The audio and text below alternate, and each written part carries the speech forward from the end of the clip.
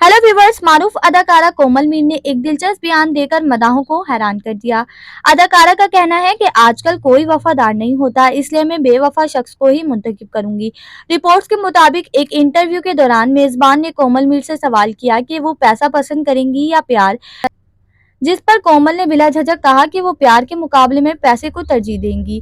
इसके बाद मेजबान ने अगला सवाल किया कि अगर एक तरफ वफादार मगर गरीब शख्स हो और दूसरी तरफ बेवफा मगर अमीर शख्स हो तो आप किसको मुंतखब करेंगी। कोमल मीर ने जवाब दिया, आजकल कोई वफादार नहीं होता, इसलिए मैं बेवफा और अमीर शख्स को अपने लिए चुनूंगी।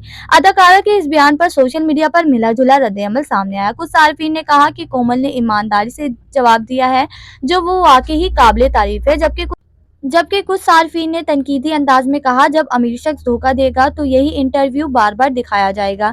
मजीद ऐसी दिलचस्प खबरें और अपडेट्स के लिए हमारे चैनल को सब्सक्राइब करें। क्या आपको भी लगता है कोमल मीर का ये फैसला दुरुस्त है? अपनी कीमती राय कमेंट्स पर जरूर दें। Thanks for watching. Allah Hafiz.